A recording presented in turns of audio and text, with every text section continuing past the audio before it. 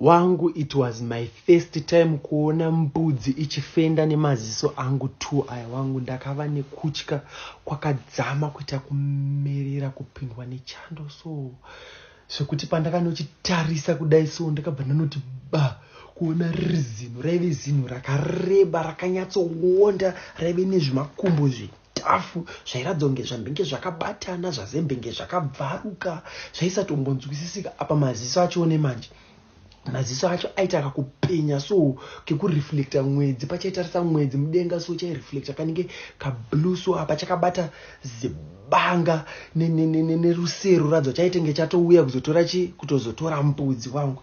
Chinhu chakabva chanopinza roko mudanga chichida kunobata mbudzi wangu, chichibva chanoti dzvi gumbo rangu. Maiwe wangu ndakaoma, kuoma, kumerera, kubuda tumapundu twese twati kumerera, kuoma, kutadza kana kuchema. Ndakatadza kana kuchema wangu, ndakazongoti icho chakabva chavhunduka chichibva chati which kind. Amai vangu vari pasi pemvura, hakuna mbudzi inochema ichidai.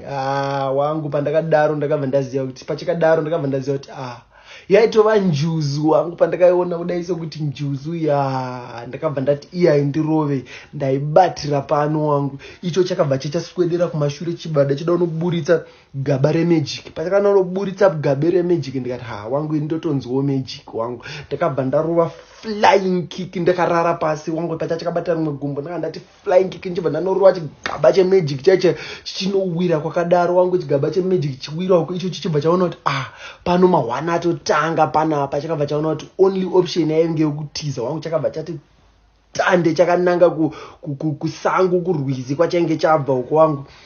Inini wangu I had 2 options, either kuchitera kana kuudza vanhu kuti ndaona njuzu. Kuudza vanhu kuti ndaona njuzu was not an option because ndaizonzi ndinopenga. Vanhu vainditarisa vachiti ndinopenga wangu. Ndakabva ndanoti nacho tsoka ndibereke. Ndakachitera wangu nacho, takatsomana tiri tuso ndichichimhanyisa wangu, chichitosvika parwizi, chichitosvika pamvura. Mvura yakaita kuvhurika wangu. ndatsana mbona mvura ichivhurika, mvura yakavhurika nepakati kuti wangu zvemamovie zvaziya chichibva chati chubu. Ndikati unonyepa. Ndagara ndakutopenga kudhara neni ndichibva ndati mumvura imomo chikubum.